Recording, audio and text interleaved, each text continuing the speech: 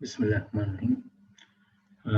आज जो हमारा टॉपिक है वो custom list and remove duplicates. अच्छा, अगर हम फॉर एग्जांपल सेल्स को फिल करना चाहें जो इसके बिल्ट इन कस्टम लिस्ट होती है, फॉर एग्जांपल मैं अगर संडे लिखूं तो अगर मैं इसको फिल करूं तो आप देखें ये इसने ड्रॉप डाउन से पूरा वीक जो है इसने कॉपी कर दिया। अच्छा, ये होता कहाँ से है? और आप एक अपनी मर्जी से भी कोई कस्टम लिस्ट इसमें बना सकते हैं। मैं अगर फाइल में जाऊं, ऑप्शंस, देन एडवांस, बॉटम पे अगर हम आए तो यहाँ पे हमें एक ऑप्शन मिलती है that is edit custom list. Click this one. अच्छा, अब ये देखें इसमें बिल्ट इन है। अगर आप संडे लिखेंगे और आगे से ड्रॉप डाउन करेंगे तो मंडे, ट्यूसडे, वेडनेसडे, फ्राइडे, इस तरीके से संडे लिखेंगे। ये जैन, फेब, मार्च लिखेंगे तो ये भी कॉपी कर देगा। तो ये इसके अंदर बिल्ट इन लिस्ट बनी हुई है, कस्टम बिल्ट इन लिस्ट। आप अगर अपनी मर्जी से भी अगर कोई बनाना चाहें, फॉर एग्जांपल मैं लिखूं जी Pakistan, enter, Iran,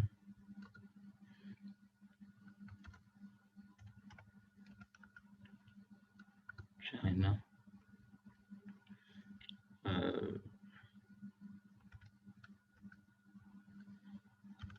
Japan,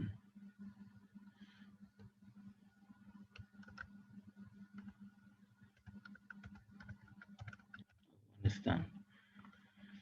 for example मैंने ये एक लिस्ट बनाई है और मैं इसको करता हूँ ऐड। ठीक है, अब देखिए ये इसमें ऐड हो गई है। तो देन मैं इसको ओके कर दूं, देन अगेन ओके। ओके, अब अगर मैं फॉर एग्जांपल यहाँ पे लिखता हूँ पाकिस्तान,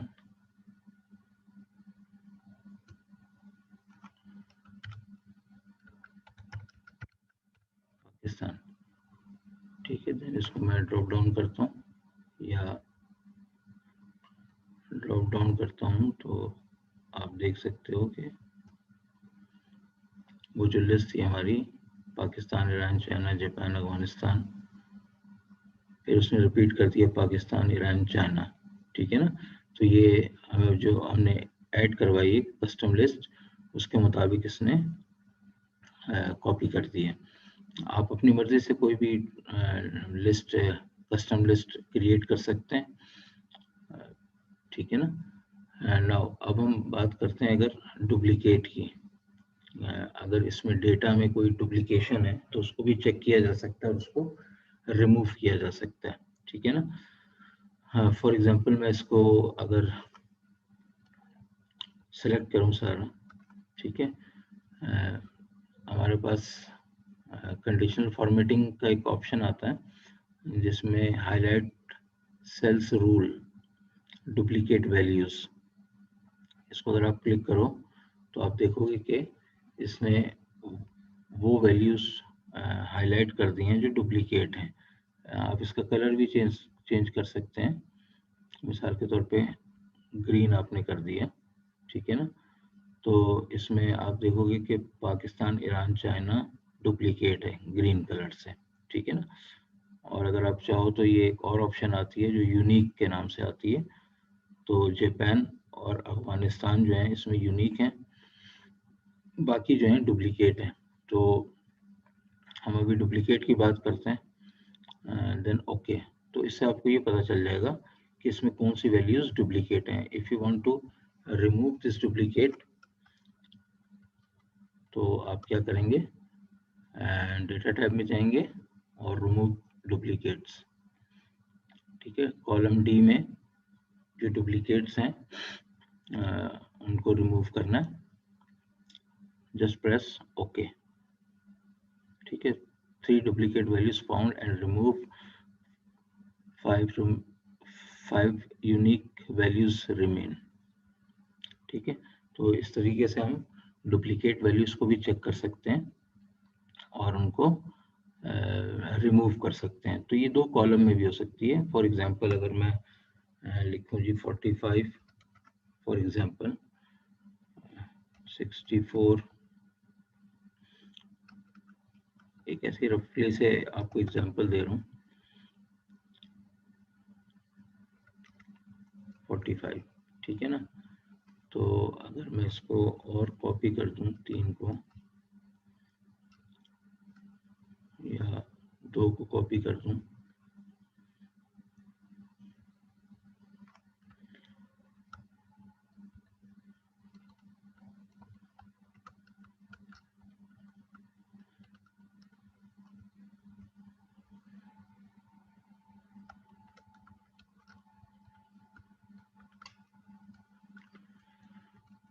ओके। अब मैं अगर इसको सिलेक्ट करता हूँ, हेडिंग आपकी कोई भी हो सकती है। तो सबसे पहले मैं जाता हूँ होम में, कंडीशनल फॉर्मेटिंग में, highlight cell rules, duplicate values. तो आप देख रहे हो कि उसने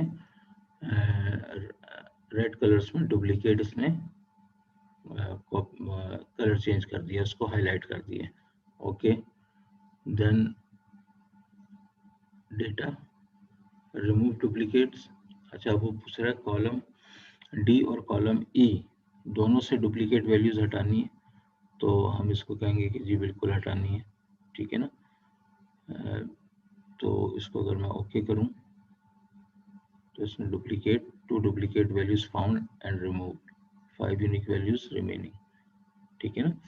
तो इस तरह से आप मल्टीपल कॉलम्स को भी, के डेटा को भी, डुप्लीकेट वैल्यूज को आप रिमूव कर सकते हैं, ठीक है। तो that's all.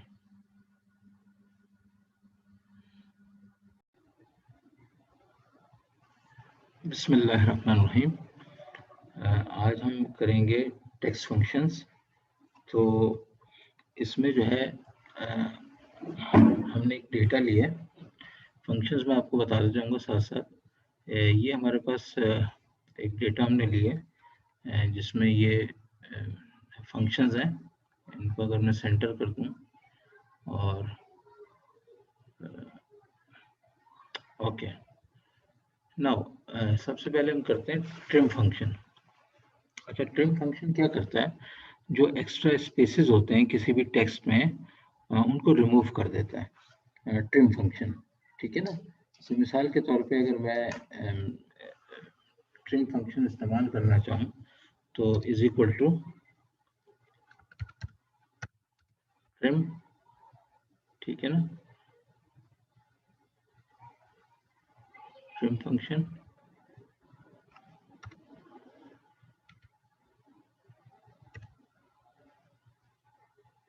This is trim function, ठीक है। और आगे सिर्फ आपसे कह रहा है कि टेक्स्ट, अगर आपको यहाँ नजर आ रहा हो ट्रिम ब्रैकेट में लिखा है टेक्स्ट, तो ये टेक्स्ट मैं उसको देना चाहता हूँ कि इसमें से एक्स्ट्रा स्पेसेस को रिमूव कर दें।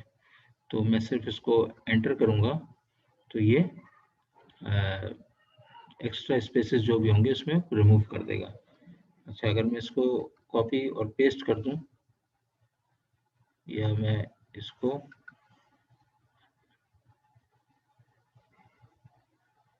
फिल हैंडल से कर दूं, तो डबल क्लिक किया मैंने तो ये बाकी के भी सारे जो स्पेसेस थे वो ख़त्म हो गए, एक्स्ट्रा स्पेसेस जो थे वो सारे इसने ख़त्म कर दिए इसमें से, ठीक है ना। ट्रिम फंक्शन बहुत यूज़फुल है जब आप वी लुकअप इस्तेमाल करते हो या एच लुकअप इस्तेमाल करते हो या लुकअप इस्तेमाल करते हो। तो जब आप उसमें से सर्च कराते हो लुकअप वैल्यू, तो समटाइम्स वो जो स्पेसेस की वजह से वो उसको फाइंड आउट नहीं कर पाता है, ठीक है ना। तो ट्रिम फंक्शन बहुत एक यूज़फुल टूल है। देन फिर हमारे पास आता है प्रॉपर। जैसे प्रॉपर फंक्शन जो है वो क्या करता है, मिसाल के तौर पे पहला लेटर जो है किसी भी नाम का अगर आप चाहते हैं वो कैपिटल कर देता है और स्पेस के बाद जो होता है उसको भी कैपिटल कर देता है। तो प्रॉपर एक तरीके से वो कर लेता है। Let's see proper. अच्छा, मैं इसी टेक्स्ट को यूज कर रहा हूँ क्योंकि इसमें एक्स्ट्रा स्पेसेस हैं, तो मैं इसीलिए इस टेक्स्ट को यूज कर रहा हूँ ना, दैट इज B3। ठीक है, तो अगर आप इसका सिंटेक्स देखें तो प्रॉपर ब्रैकेट में लिखा है टेक्स्ट। इसको मैं ब्रैकेट को क्लोज करूँ, सॉरी 0, ओके। तो अगर आप देखें टर्म अप्लाई हो गया इस पर, ठीक है ना। तो आपने देखा कि पहला लेटर जो है वो कैपिटल J है और यहाँ पे कैपिटल A आ रहा है। इसको भी मैं अगर डबल क्लिक करूं तो आप देखेंगे सारे नामों में पहला पहला जो स्पेस के बाद जो है वो कैपिटल लेटर में आ गया। ठीक है ना। उसके बाद आता है अपर। अच्छा, अपर तो आप जानते हो कि अपर केस कर देता है, यानी स्मॉल लेटर्स को कैपिटल में कर देता है। ठीक है ना, तो इसके लिए हम वही सिंपल अपर को इस्तेमाल करेंगे। ठीक है ना। अगर मिसाल के तौर पे मैं ये टेक्स्ट लेता हूँ और ब्रैकेट क्लोज करता हूँ, तो ये क्या करेगा, स्मॉल लेटर्स को इसने कैपिटल में कर दिया। ठीक है, जब आपके नाम स्मॉल लेटर्स में हो तो और आप इसको कैपिटल करना चाहो तो आप फंक्शन इस्तेमाल करोगे अपर का। ठीक है ना। ओके, इसको भी मैं डबल क्लिक करता हूँ तो ये हमारा, इसने सारे लेटर्स को अपर केस में कर दिया। नाउ अब मैं करता हूँ जी लोअर। लोअर क्या करता है, कैपिटल लेटर्स को स्मॉल लेटर्स में कर देता है, इज इक्वल टू लोअर। और इसी टेक्स्ट को अगर मैं ले लूँ, ये कैपिटल लेटर है, ये अगर इसको ले लूँ, कोई सा भी ले लूँ मैं, ठीक है ना, ब्रैकेट क्लोज। ठीक है, तो ये कैपिटल लेटर से इसने स्मॉल लेटर्स में कर दिया। ठीक है। अच्छा, लेंथ जो है वो आपको ये बताता है टेक्स्ट में आपका जो सेल में जो टेक्स्ट है उसकी लेंथ कितनी है, नंबर ऑफ डिजिट्स कितने उसमें। ठीक है ना, तो इज इक्वल टू इसके लिए len लेंथ, और टेक्स्ट किसी का भी ले लूँ, उसका ले लेता हूँ मैं। ठीक है ना, ब्रैकेट क्लोज करूंगा तो ये इसकी लेंथ बता देगा कि 11 कैरेक्टर्स हैं इसमें।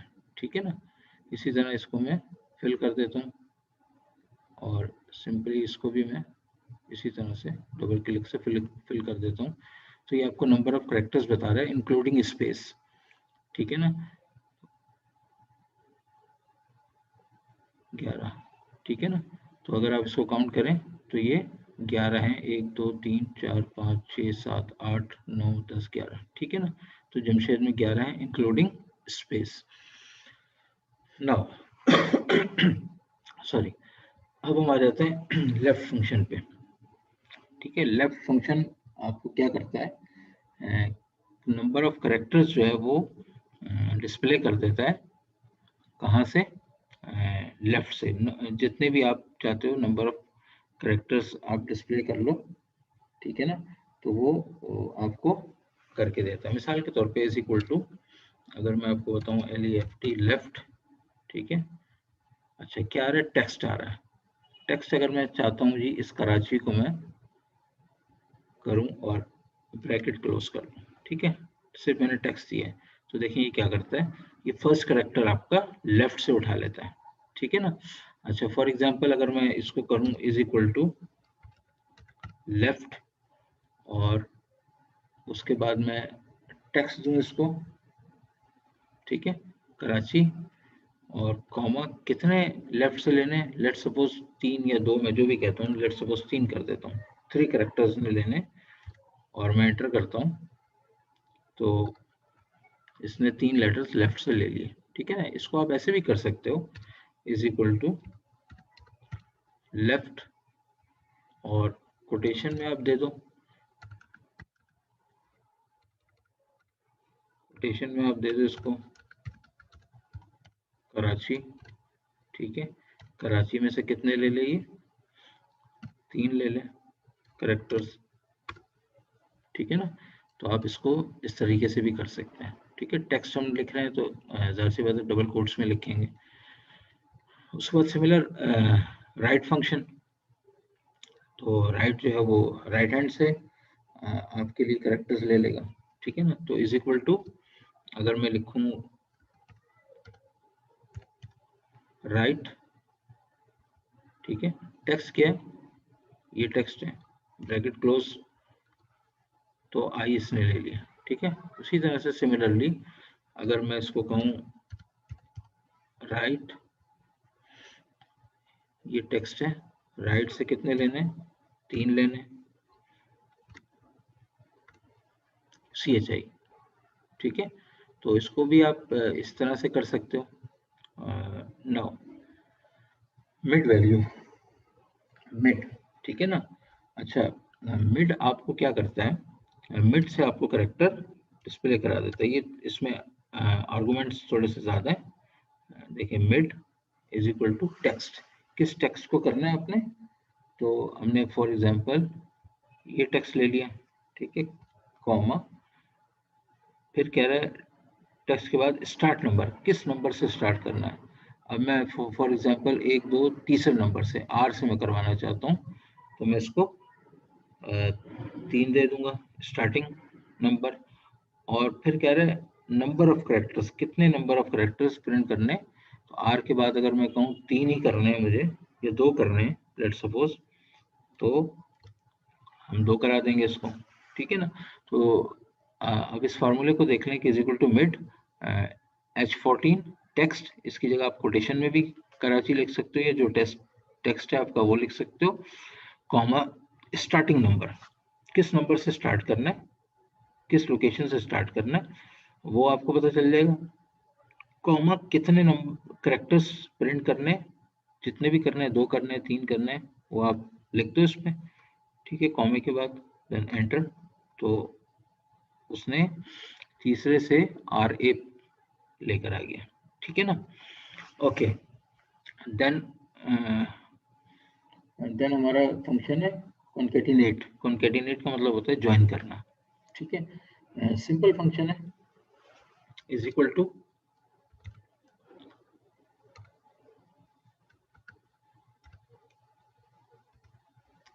concatenate, ओके, अच्छा concatenate कह रहा है हमें टेक्स्ट 1 और टेक्स्ट 2, ठीक है, मिसाल के तौर पे ये टेक्स्ट 1 है मेरा, कॉमा ये टेक्स्ट 2 है, ठीक है, ब्रैकेट क्लोज, तो एंटर करूंगा मैं, तो अहमद अली इसने कॉन्केटिनेट कर दिया। अच्छा, इसमें स्पेस नहीं है, ठीक है, तो अगर मैं स्पेस चाहता हूं तो इज इक्वल टू कॉन्केटिनेट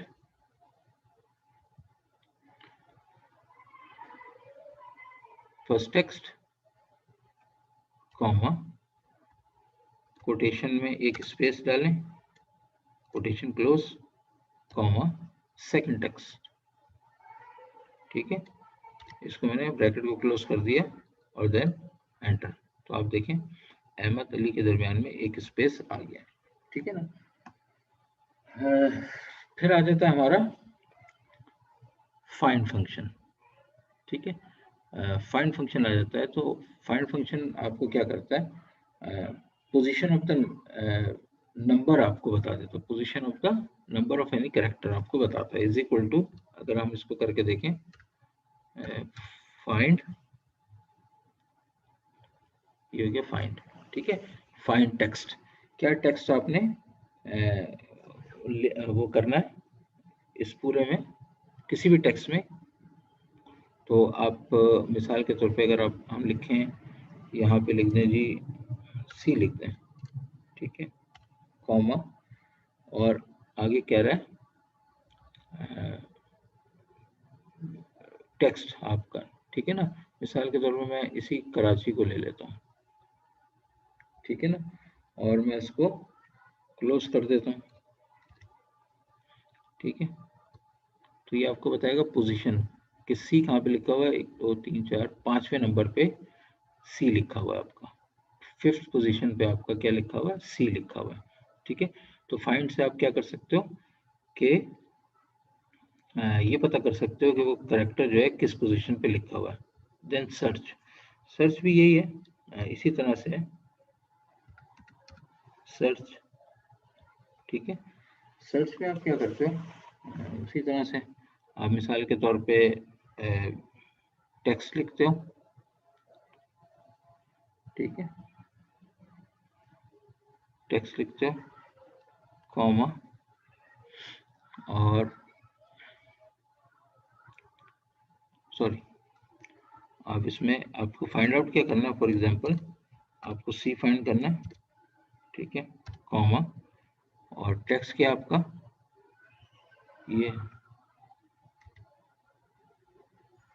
देखिए क्या करता है, 5th पोजीशन इसने आपको बता दी, ठीक है ना। ये केस सेंसिटिव नहीं है, बल्कि फाइंड जो है केस सेंसिटिव है, ठीक है ना। अगर मिसाल के तौर पे मैं इसको थोड़ा सा चेंज करूं, let's see, copy and paste, तो ये जो फार्मूला आपका बना था, सी की जगह पे अगर मैं कैपिटल ए करके देखता हूं, और टेक्स्ट आपका ये वाला है I14, ठीक है। तो जब मैं अगर इंटर करता हूँ इसको, सॉरी J14 हो गया, हमें ये चाहिए, सही, तो आपको बता रहा है ए जो है वो चौथे नंबर पे, ठीक है ना। इसी तरह से अगर हम रिप्लेस करें मिसाल के तौर पे इज इक्वल टू रिप्लेस, ठीक है, रिप्लेस आ गया, ओके। रिप्लेस क्या करता है, आपको कोई भी लेटर रिप्लेस करना हो, किसी की जगह पे आपको चेंज करना हो, जैसे मिसाल के तौर पे मैं कहता हूँ जी ये कराची है, ठीक है, ये मैंने टेक्स्ट ले लिया, कॉमा, स्टार्टिंग नंबर, किस नंबर से स्टार्ट करना है, तो लेट्स सपोज 1 2 3 4, मैं चौथे नंबर से स्टार्ट करना चाहता हूँ, और then start number of characters, कितने नंबर ऑफ करेक्टर्स रिप्लेस करना चाहता हूँ, ठीक है ना। तो मिसाल के तौर पे मैं 1 करना चाहता हूँ, ठीक है, कॉमा, और मैं उसकी जगह पे क्या करना चाहता हूँ, चौथे की जगह पे स्मॉल ए लगाना चाहता हूँ, ठीक है, सही। तो रिप्लेस क्या है, टेक्स्ट की लोकेशन आपने दे दी, किस करेक्टर से स्टार्ट करना है, कॉमा, कितने करेक्टर्स रिप्लेस करने हैं, कॉमा, क्या करेक्टर रिप्लेस करने हैं, ठीक है, वो डबल कोटेशन में दे दी। लेट्स सी, इंटर करते हैं तो उसने कैपिटल ए को स्मॉल ए में कन्वर्ट कर दिया, ठीक है। तो इस तरह से आप रिप्लेस भी कर सकते हो। Now last one is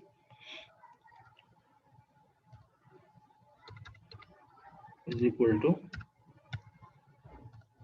substitute, okay, old text, ठीक है। ओल्ड टेक्स्ट का मतलब ये हो गया कि मिसाल के तौर पे मैं ये मेरा ओल्ड टेक्स्ट है, ठीक है ना। अच्छा, मैं कॉमा, मैं क्या करना चाहता हूँ, सब्स्टिट्यूट करना चाहता हूँ ए को किससे, के से, ठीक है। सब्स्टिट्यूट क्या करता है, आप किसी भी करेक्टर को सब्स्टिट्यूट कर दें, तो इसमें क्या है, आपने लिखा पहले टेक्स्ट लिखा, सेल लोकेशन लिख दी, ए को रिप्लेस करना चाहता हूँ, और ए की जगह पे के रिप्लेस करना चाहता हूँ, ठीक है ना। तो अगर मैं एंटर करूं तो इसने क्या लिखा, डबल के, ठीक है, मैंने फार्मूले में के लिख दिया है ना, हाँ। तो ये देखें, इसने ए की जगह पे के लिख दिया इसने, ठीक है ना, तो उसने रिप्लेस कर दिया, सही। अगर मैं इसको फॉर एग्जांपल, अगर मैं इसी फार्मूले को एडिट करूं और के की जगह पे मैं यू कर दूं, यू, ठीक है, तो देखिए क्या करता है ये, ठीक है, एक ही जगह पे उसने यू यू चेंज कर दिया। तो आप इस तरीके से इसको रिप्लेस भी कर सकते हैं। Okay, that's all.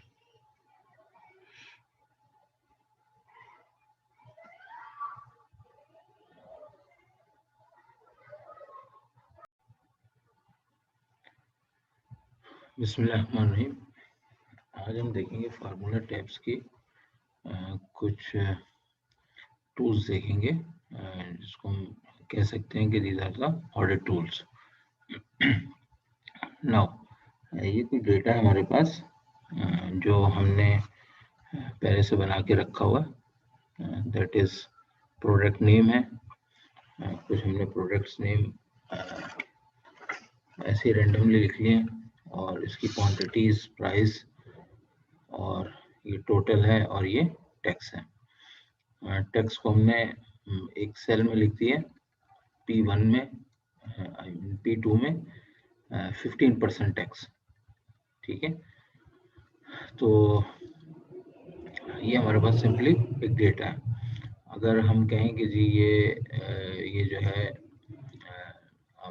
आपको नज़र आ रहा होगा कि हमने इसका फार्मूला जो है किससे हमने इसको मल्टीप्लाई किया, E4 से, पहले वाले को E4 से, टैक्स परसेंटेज को E4 से मल्टीप्लाई किए, तो इसका 315% टैक्स जो निकल रहा है वो आया, ठीक है ना। बाकी और चीज़ें जो हैं, जैसे टोटल है, वो C4 और D4 को मल्टीप्लाई करके निकाला हुआ है। अगर इन चीज़ों में आप देखो, तो अगर आप इस फार्मूला बार की तरफ नज़र रखो, तो आप देखोगे कि आपने कॉलम आपका सेम है, ठीक है, और रो आपकी चेंज हो रही है। कॉलम आपका सेम है, रो आपकी चेंज हो रही है, ठीक है ना।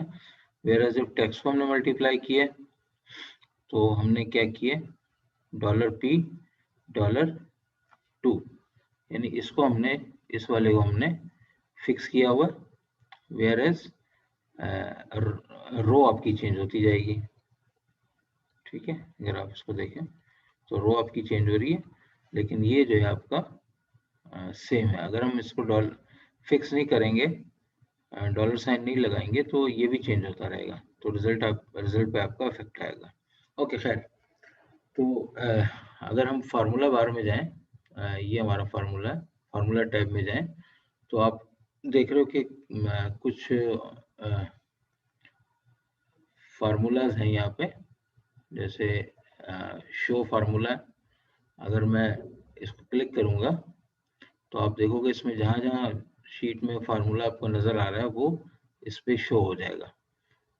जैसे ये देखा आपने, तो अगर आप फार्मूलाज देखना चाहते हो कि ये फार्मूला इसमें अप्लाई हुए हैं, तो आपने just show formula, formula tab में आपने देखना है शो फार्मूला, उसको क्लिक करेंगे आप, तो जितने भी शीट पे फार्मूला जहाँ जहाँ अप्लाई हो रहे हैं, वो विजिबल हो जाएंगे।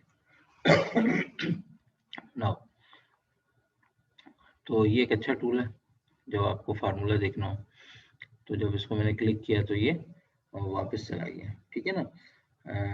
ट्रेस प्रेसिडेंट जो है, ट्रेस प्रेसिडेंट जो है, मिसाल के तौर पे ये क्या करता है कि अगर मैंने फर्ज करें इस पे रखता हूँ मैं, या इस पे रखता हूँ, तो इसमें कोई फार्मूला नहीं है, सिर्फ 55 वैल्यू है। अगर मैं टोटल पे रखता हूँ इसको, और शो प्रेसिडेंट करता हूँ, तो ये आपको ये बताता है कि ये फार्मूला बना कैसे है, ठीक है। यानी कि C11 एरो से आपको बता रहा है और डॉट से बता रहा है कि ये दो सेल्स इसमें इस्तेमाल हुए, ठीक है ना। और आपने देखा कि मल्टीप्लाई भी हो रहा है ये, ठीक है ना। ओके, नाउ फर्ज करें अगर मैं जैसे इस पे इसको मैं अगर चाहूँ कि ये एरोस चले जाएं, तो यहाँ पे एक ऑप्शन आ रही है, रिमूव एरो, ठीक है ना। मिसाल के तौर पे मैं इसको अगर इसको करता हूँ, तो ये ट्रेस प्रेसिडेंट से आप देख रहे हो कि इसमें एक % का सेल इस्तेमाल हुआ है और एक टोटल का सेल इस्तेमाल हुआ है, दोनों को मल्टीप्लाई किया गया है, ठीक है ना। अगर मैं इसको एक दफा और क्लिक करता हूँ तो इसका मतलब ये हुआ कि ये इसका रूट क्या है, यानी कि आपको सारा इसका रूट बता देगा कि कहाँ कहाँ से कौन से सेल इस्तेमाल हुए हैं। तो यानी इसका मतलब कि टोटल वाले लास्ट सेल जो है इसने बताया कि इन दो को यहाँ पे मल्टीप्लाई किए। ये अगर मैं इस पर क्लिक करूँ तो आपको नजर आ जाएगा मल्टीप्लाई किए और यहाँ पे ये इसका एंड रिजल्ट निकला है, ठीक है ना। इसी तरह अगर मैं इसको रिमूव एरो कर दूंगा तो ये एरो हमारा रिमूव हो जाएगा, ठीक है ना। फिर हमारे पास आता है ट्रेस डिपेंडेंट्स आता है। तो मिसाल के तौर पे अगर मैं इसी में रख लेता हूँ और ट्रेस डिपेंडेंट्स करता हूँ तो ये देखें क्या होता है, इसमें कोई फार्मूला फाउंड नहीं कर रहा है ये, ठीक है। अगर मैं इसमें करता हूँ तो ये बता रहा है ट्रेस डिपेंडेंट, ये बता रहा है कि ये फार्मूला ये सेल कहाँ पे इस्तेमाल हो रहा है, वो जगह आपको बता देगा, मुख्तसर बात ये, ठीक है ना। तो अगर आप चाहते हो कि ये पता चले कि ये सेल किस जगह पे इस्तेमाल हुआ है पूरी शीट में, तो ये आपको एरो की से उस तरफ ले जाएगा जहाँ पे आपने इस्तेमाल किया। मिसाल के तौर पे अगर मैं इस पे क्लिक करता हूँ और ट्रेस डिपेंडेंट को क्लिक करता हूँ तो आप देखो ये आपको बता रहा है कि ये यहाँ पे इस्तेमाल हुआ है ये वाला सेल, ठीक है ना। तो ट्रेस डिपेंडेंट से क्या होता है, शो करता है where this cell used in which cell, किस सेल में ये इस्तेमाल हुआ है, ठीक है ना। इसी तरह से एक हमारे पास फार्मूला है फंक्शन टेक्स्ट का, ठीक है। फंक्शन टेक्स्ट क्या करता है, फंक्शन टेक्स्ट क्या करता है कि आपको टेक्स्ट की सूरत में वो फार्मूला दिखा देता है, ठीक है ना। अगर आप चाहते हो कि इनमें क्या क्या फार्मूलाज यूज हो रहे हैं, तो फॉर एग्जांपल मैं is equal to formula text आ गया आपके पास, डबल क्लिक किया, कोटेशन में किसका फार्मूला देखना चाहते हो, इसमें क्या फार्मूला इस्तेमाल हुआ है, ये आपने सेल एड्रेस दिया इसको और ब्रैकेट क्लोज कर दिया, एंटर करोगे तो आप देखोगे कि जो जो फार्मूला इस सेल में इस्तेमाल हो रहा है यानी E4 में इस्तेमाल हो रहा है वो उसने टेक्स्ट की सूरत में यहाँ पे आपको शो कर दिया। अब अगर आप इसको देखो तो ये दोनों फार्मूलाज सेम है, ठीक है ना। अगर इस सेल को देखो, ये देखो $P$2 मल्टीप्लाइड बाय $E4, और इसमें अगर आपने देखना चाहते हो तो यहाँ नजर आएगा आपको $P$2 मल्टीप्लाइड बाय E4, ठीक है ना। अगर मैं इसको कॉपी कर दूं और नीचे तक पेस्ट कर दूं तो इस पूरी एफ के ये आपने जितने भी फार्मूला इस्तेमाल किए ये टेक्स्ट की सूरत में आपको नजर आ जाएंगे, ठीक है ना। तो इसका फायदा ये कि आप फौरन देख सकते हो कहीं कोई एरर तो नहीं है आपके पास, कहीं एरर आ रहा है तो आप पूरी किसी भी कॉलम में रफली उन फार्मूलाज को फार्मूला टेक्स्ट के थ्रू लिखो, इस फंक्शन को इस्तेमाल करो और देखो कहाँ पे मिस्टेक हो रही है आपसे, ठीक है ना। तो ये भी एक बड़ा यूजफुल टूल है। अच्छा, फॉर एग्जांपल ये एक फार्मूला है that is equal to 5 multiplied by 2 plus 15 minus 4 divided by 2। तो ये जो है ये इसको इवेल्युएट करना फार्मूला को, ये किस तरीके से सॉल्व हुआ है, ठीक है ना। फॉर एग्जांपल इसमें अगर आप देखो तो मैंने यही सेम फार्मूला यहाँ पे अप्लाई किया है, ये देखें आपके सामने, और जब मैंने इसको एंटर किया तो ये क्या आ गया 23 इसका आंसर है। ये 23 आंसर आया कैसे, ठीक है ना। तो ये आपका एक टूल है इवेल्युएट फार्मूला। अगर मैं इसको क्लिक करता हूँ तो ये आपके सामने फार्मूला आ जाता है, सही है। और अगर इसको आप देखो और से देखो तो 5 मल्टीप्लाई 2 के नीचे अंडरलाइन किया है, तो इसका मतलब ये सबसे पहले इसको मल्टीप्लाई करेगा, तो इवेल्युएट का बटन आप क्लिक करोगे फिर ये अंडरलाइन कर देगा, इसका मतलब 10 + 15 को ये ऐड कर रहा है। तो इसने ये इसको ऐड कर दिया। अब ये क्या दिखा रहा है, 4 डिवाइडेड बाय 2, यानी कि 4 को 2 से डिवाइड करेगा तो ये आ जाएगा। ठीक है, इसका मतलब 25 माइनस 2 23। ठीक है ना। तो इस तरीके से आप किसी भी फार्मूले को देख सकते हो कि कैसे वो इवेल्युएट होता है। ये बॉडमास के रूल के मुताबिक जो है इस तरीके से ये सॉल्व होगा। ठीक है ना। तो इसको आप ये टूल्स थे कुछ हमारे पास जिनसे हम फार्मूले को देख सकते हैं कि किस तरीके से सॉल्व हुआ है। ठीक है, दैट्स ऑल।